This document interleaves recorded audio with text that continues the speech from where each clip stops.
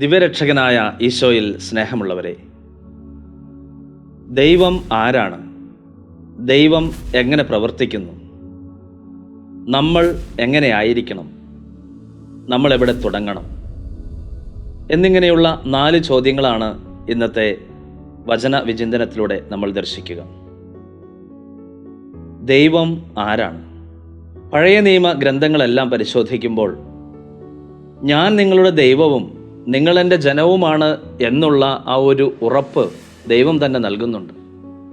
ഞാനാണ് കർത്താവ് എന്ന് വിശുദ്ധ ഗ്രന്ഥത്തിൻ്റെ പല ഭാഗങ്ങളിലൂടെ ദൈവം മനസ്സിലാക്കി തരുന്നുണ്ട്. ഇന്നത്തെ 1-ാം വായന പുറപ്പാടിൻ്റെ പുസ്തകത്തിൽ നിന്നുള്ളതാണ്. രക്ഷയുടെ പുസ്തകം എന്നാണ് ഇതറിയപ്പെടുക. ഇസ്രായേലിൻ്റെ ചരിത്രത്തിൽ ദൈവം കർമ്മനിരതനായിരിക്കുന്നു, എപ്പോഴും സദാ സന്നിഹിതനായി ഇസ്രായേൽ ജനത്തിൻ്റെ ഓരോ സാഹചര്യത്തിലും കൂടെയുണ്ട് എന്നുള്ള ഒരു ഓർമ്മപ്പെടുത്തുന്ന രക്ഷയുടെ പുസ്തകം. അങ്ങനെ ഈ രക്ഷയുടെ ഗ്രന്ഥം, ഈ പ്രത്യേകിച്ചും പുറപ്പാടിൻ്റെ പുസ്തകം ഇന്ന് നമ്മുടെ മുമ്പിലേക്ക് വയ്ക്കുന്ന ഒരു യാഥാർത്ഥ്യമുണ്ട്. ദൈവം ആരാണ് എന്നുള്ള അടിസ്ഥാനപരമായ ഒരു ചോദ്യത്തിന് ഉത്തരം 34-ാമത്തെ അധ്യായമാണ് ഇവിടെ കാണുക. ഇതിനു മുമ്പുള്ള 1-2 അധ്യായങ്ങൾ പരിശോധിക്കുമ്പോൾ സ്വർണം കൊണ്ടുള്ള കാളക്കുട്ടിയെ നിർമ്മിച്ച് ദൈവത്തിൻ്റെ കരുണയ്ക്കെതിരെ പ്രതികരിക്കുന്ന ഒരു ഇസ്രായേൽ ജനത്തെ കാണുന്നുണ്ട്. ഇതിൽ കോപിഷ്ഠനാകുന്ന മോശയെ കാണുന്നു. തുടർന്ന് ഈ മോശ ദൈവത്തിൻ്റെ പക്കൽ ചെന്ന് അപേക്ഷിക്കുകയും വീണ്ടും ഉടമ്പടി ദൈവം പുനഃസ്ഥാപിക്കുകയും ചെയ്യുന്നതിനെക്കുറിച്ചാണ് ഇന്നത്തെ വായന നമ്മുടെ മുമ്പിൽ കാണുക. ദൈവത്തിൻ്റെ അപരിമേയമായ കാരുണ്യം വളരെ നാടകീയമായിട്ടാണ് ഇത് അവതരിപ്പിക്കുക.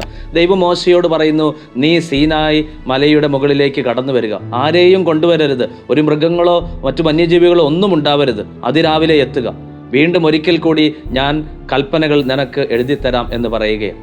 ഇപ്രകാരം ദൈവത്തിൻ്റെ കൽപ്പന അനുസരിച്ച് മോശ സീനായി മലയുടെ മുകളിലേക്ക് കടന്നു ചെല്ലുന്നു. ദൈവം കൽപ്പനകൾ പുനഃസ്ഥാപിച്ചു നൽകുന്നു.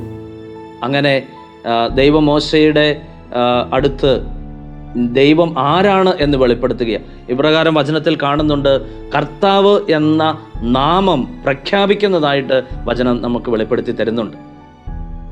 അതോടൊപ്പം തന്നെ ഇപ്രകാരം ഉദ്ഘോഷിച്ചുകൊണ്ട് കടന്നുപോയി എന്ന് വചനഭാഗം പറയുകയാണ്. കർത്താവ് കാരുണ്യവാനും കൃപാനിധിയുമായ ദൈവം, കോപിക്കുന്നതിൽ വിമുഖൻ, തെറ്റുകളും കുറ്റങ്ങളും പാപങ്ങളും ക്ഷമിച്ചുകൊണ്ട് ആയിരങ്ങളോട് കരുണ കാണിക്കുന്നവൻ, സ്നേഹത്തിലും വിശ്വസ്തതയിലും അത്യുദാരൻ എന്നാണ് പറയുക. പ്രിയപ്പെട്ടവരെ, ദൈവം കാരുണ്യമുള്ള, ഇന്നും നമ്മുടെയൊക്കെ ജീവിത സാഹചര്യങ്ങളിൽ പ്രവർത്തിക്കുന്ന ഒരു ദൈവമാണ് എന്ന് വചനം ഉറപ്പു നൽകുന്നു. ദൈവം എങ്ങനെ പ്രവർത്തിക്കുന്നു എന്നുള്ളതിൻ്റെ ഉത്തരമാണ് സഖറിയ പ്രവാചകനിലുള്ള 2-ാമത്തെ വായന. ഇസ്രായേലിൻ്റെ ശിക്ഷ അവസാനിച്ചു എന്നും തുടർന്ന് ദൈവത്തിൻ്റെ രക്ഷയുടെ കിരണങ്ങൾ വീശി തുടങ്ങി എന്നും പ്രതിപാദിക്കുന്നതാണ് സഖറിയ പ്രവാചകന്റെ പുസ്തകം. ദൈവത്തിൻ്റെ രക്ഷ പ്രകടമാകുന്ന 7 ദർശനങ്ങളെക്കുറിച്ച് സഖറിയ പ്രവാചകൻ പ്രതിപാദിക്കുന്നുണ്ട്. അതിൽ അളവ് ചരട് എന്ന് പറയുന്ന 3-ാമത്തെ ദർശനമാണ് വചനഭാഗം. ജെറുസലേമിൻ്റെ നീളവും വീതിയും അളക്കുവാനായിട്ട് പോവുകയാണ്. എങ്ങനെ ദൈവം പ്രവർത്തിക്കുന്നു എന്നതിൻ്റെ അടയാളം വചനത്തിലൂടെ പ്രകടമാവുകയാണ് കാണുക. ജെറുസലേം മനുഷ്യരോ മൃഗങ്ങളോ പെരുകിക്കൊണ്ട് വളരെ വിശാലമായിട്ടുള്ള കോട്ടകളില്ലാത്ത ഒരു ഗ്രാമം പോലെയായിരിക്കുമെന്ന് പറയുന്നു. എന്നാൽ അവിടെ കോട്ട കെട്ടി അവരുടെ മധ്യേ ഞാൻ വസിക്കുമെന്നുള്ള ആ ഒരു ഉറപ്പ് ദൈവം നൽകുകയാണ്.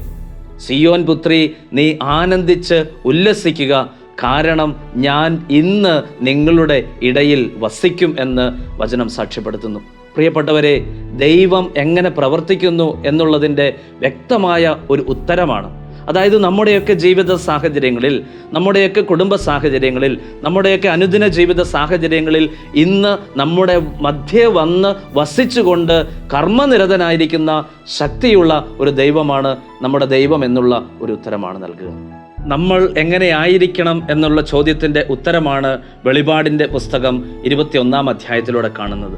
പുതിയ ആകാശവും പുതിയ ഭൂമിയും വാഗ്ദാനം ചെയ്യുന്ന ദൈവം. ഇതാ സ്വർഗത്തിൽ നിന്ന് ഒരു സ്വരം കേൾക്കുന്നു, ഇതാ ദൈവത്തിൻ്റെ കൂടാരം മനുഷ്യരോടുകൂടെ, ദൈവം മനുഷ്യരുടെ കൂടെ വസിക്കും, മനുഷ്യർ ദൈവത്തോട് കൂടെ വസിക്കണം എന്നുള്ള ഒരു ആഹ്വാനമാണ് ഈ മൂന്നാം വായന നമുക്ക് നൽകുക. അപ്പോൾ നമ്മൾ എങ്ങനെയായിരിക്കണം? നമ്മൾ ദൈവത്തോടു കൂടെ അനുദിനം സഞ്ചരിക്കണം എന്ന് ഓർമ്മപ്പെടുത്തുന്നു.